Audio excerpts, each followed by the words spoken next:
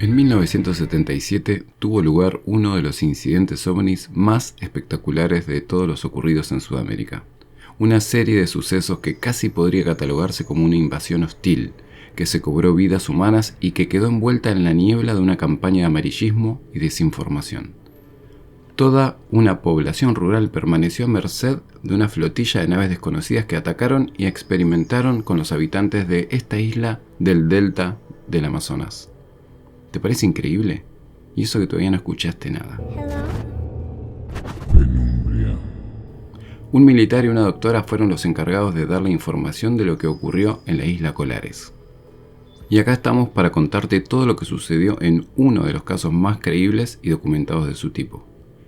Cuando hablamos de ufología, podríamos decir que prácticamente todos los casos son únicos, pero hoy vamos a relatar uno que, sin dudas, no puede compararse con ningún otro incidente de la historia conocida. Se trata de uno de los casos de encuentros alienígenas más aterradores y más documentados de todos los tiempos. Ocurrió, como ya dije, en el año 1977, más precisamente en el mes de octubre, en un pequeño pueblito ubicado en una isla en mitad del delta del Amazonas, llamado Colares. En 1977, Colares era una pequeña comunidad agrícola muy aislada y habitada mayoritariamente por campesinos que vivían con las comodidades mínimas. Todo comenzó sin el menor aviso una noche de octubre. Emiliano Campos, uno de los pobladores, se encontraba dentro de su vivienda durmiendo. Sin ninguna clase de advertencia, una potente luz atravesó el muro de la casa, dando de lleno en la parte alta de su pierna. Emiliano despertó de repente y saltó de la cama para dirigirse a la ventana. Lo que vio al otro lado le hizo pasar en cuestión de segundos del sobresalto al terror. Un objeto desconocido se encontraba flotando en el aire. No tuvo ninguna duda de que era el responsable de ese rayo de luz que podría atravesar la materia sólida. Welaide Cecim Carvalho de Oliveira era la única médica profesional de la localidad y fue la encargada de atenderlo. Si en un primer momento el caso de Emiliano le pareció extraño, pronto comprendería que se trataba de algo mucho más extraño. Luego del aterrado hombre, otras personas comenzaron a llegar a su consultorio relatando experiencias similares y mostrando las mismas marcas que Emiliano, una zona quemada donde el rayo de luz los había tocado. Los testimonios fabulosos de los pobladores comenzaron a difundirse en los alrededores y llegaron a oídos de las autoridades. Pero estas no actuaron de inmediato. Lo tomaron como una especie de histeria colectiva o algún fenómeno natural que la superstición de los campesinos había sacado de esa dimensión. Sabían que algo extraño parecía estar ocurriendo en Colares, pero no lo tomaron como algo urgente. Tardaron varios días en tomar cartas en el asunto y, mientras tanto, la vida tranquila del pequeño poblado se había convertido en algo que parecía salido de una película de ciencia ficción. Los pobladores de Colares estaban viviendo una realidad que nadie, ni antes ni después, había vivido. Los objetos voladores se paseaban a plena luz del día en los campos de los alrededores y sobre el mismo pueblo. Objetos desconocidos que, de apariencia metálica, sobrevolaban la isla, deteniéndose en la mitad del aire ante la vista de los campesinos totalmente aterrados. Esta gente dedicada siempre a la agricultura no había oído hablar jamás de ovnis, pero todos tenían una formación religiosa, y a causa de eso el pánico creció de manera descontrolada. Para esta gente solo podría tratarse de una manifestación demoníaca. Los hombres de la comunidad se armaron con lo que tenían a mano y organizaron patrullas para recorrer los alrededores y, en caso necesario, defender a las mujeres y a los niños de nuevos ataques. Pero estos ataques continuaban y no pasó mucho tiempo hasta que la doctora Carvalho se diera cuenta de que iban siempre dirigidos en la mayoría hacia las mujeres. Y no solo eso, sino que trataba de algo perfectamente intencional y que sin dudas tenía un propósito muy claro, aunque no podía imaginar cuál era. Los ataques consistían en un rayo de luz que impactaba contra el cuerpo y que causaba quemaduras en la zona. Pero no se trataba de eso, sino que en la zona afectada aparecían pequeñas punciones, agujeros en la piel que resultaban todavía más inquietantes por la sensación que los acompañaba. Todos los afectados dijeron sentir algo que drenaba su sangre. No sabían qué era, pero sí podían hacer algunas conjeturas. Esos rayos de luz que causaban quemaduras y orificios en la piel impactaban siempre a las mujeres sobre el seno izquierdo. Por otra parte, los hombres siempre recibían el impacto en la parte alta del muslo, cerca de los genitales.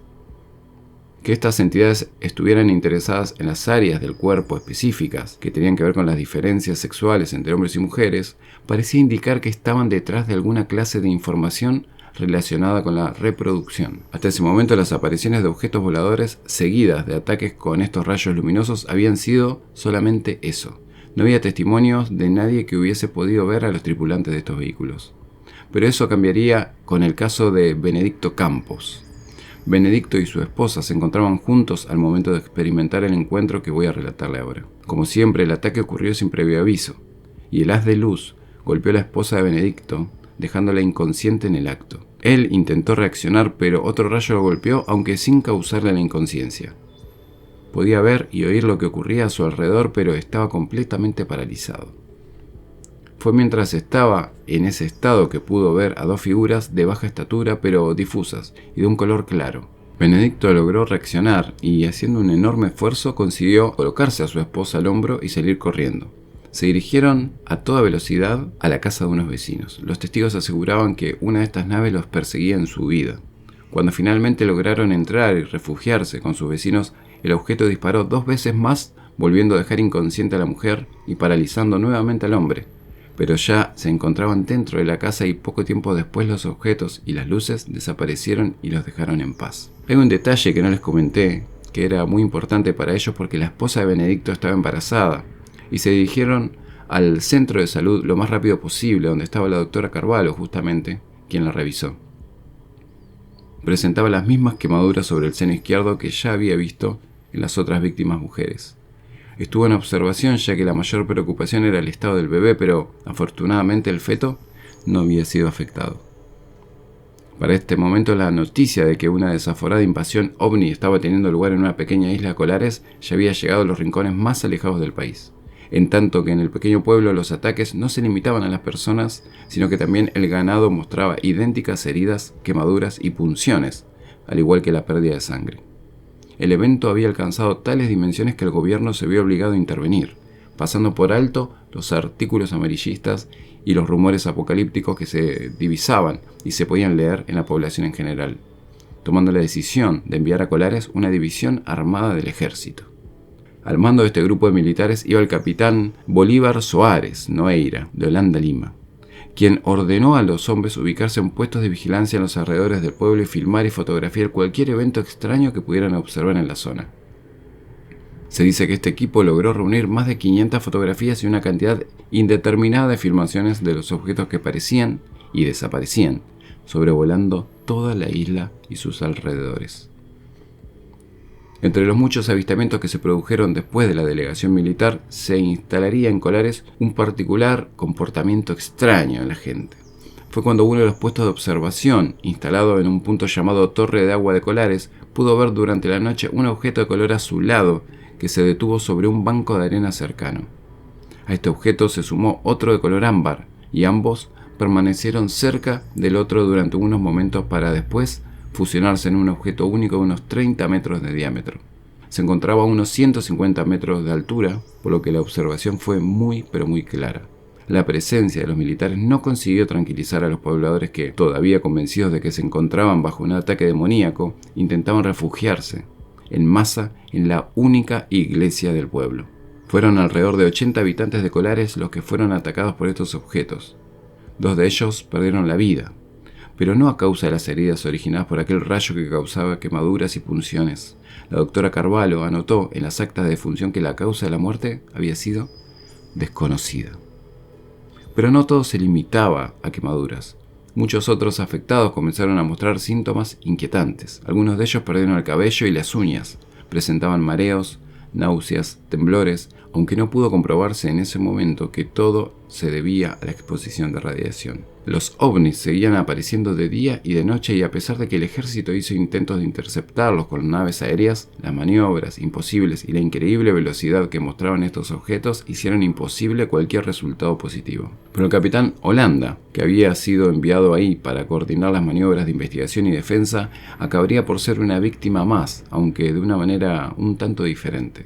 Fue cuando se encontraba una noche acostado, descansando en uno de los campamentos. Se despertó de repente a causa de una fuerte luz, y apenas abrió los ojos pudo ver delante de él a un ser humanoide que estaba vestido con un traje enterizo, y que lo tomó del brazo. El capitán estaba totalmente paralizado y apenas sintió el contacto del humanoide, perdió el conocimiento. Cuando despertó se encontraba solo, pero el brazo le ardía en el lugar donde el humanoide le había tocado y descubrió que justo ahí tenía un bulto bajo la piel. Años más tarde, Holanda se sometió a sesiones de hipnosis regresiva, en las que se reveló que, en el momento en el que perdió el conocimiento, fue trasladado a otro lugar por estas criaturas para devolverlo a su cama cerca de 1 hora después. El capitán se retiraría años después, ya con el rango coronel, para instalarse en un pueblo llamado Cabo Frío. Fue entrevistado por investigadores del fenómeno ovni y en esas entrevistas dijo que, después de lo ocurrido, sufrió una gran depresión y una pérdida de interés generalizada en todos los aspectos de su vida. Lamentablemente, el día 2 de octubre de 1997, él decidió acabar con su vida de manera inesperada. También se dijo, aunque no llegó a comprobarse, que el capitán había sido asediado de manera poco amable por los ya conocidos hombres de negro. Por otra parte, la doctora Carvalho desapareció de la vista pública buscando alejarse de la prensa y las investigaciones. Los artefactos voladores y los visitantes de Colares desaparecieron de la misma manera en la que habían aparecido. El caso fue conocido en todo el mundo como el caso de los Chupa Chupa, ya que quedaba claro que extraían sangre de las personas a través de estos rayos de luz. Aunque la documentación, que incluye fotografías y videos, nunca fue revelada públicamente del todo, hubo una desclasificación poco satisfactoria en 1997, en uno de los casos más analizados y con menos fisuras de toda la casuística ufológica del mundo. Los más importantes investigadores sobre el fenómeno ovni visitaron Colares en un momento y en otro, entrevistando a los testigos y protagonistas, sin encontrar ninguna contradicción en los cientos de testimonios recolectados. Todo el asunto de Colares quedó englobado en lo que se dio a llamar Operación Plato, que hoy es considerada una de las operaciones de encubrimiento más grandes de Sudamérica. Hasta el día de hoy, el incidente de los Chupa Chupa de la isla Colares permanece sin explicación oficial, pero acá estamos para seguir informando. Nos vemos en el camino.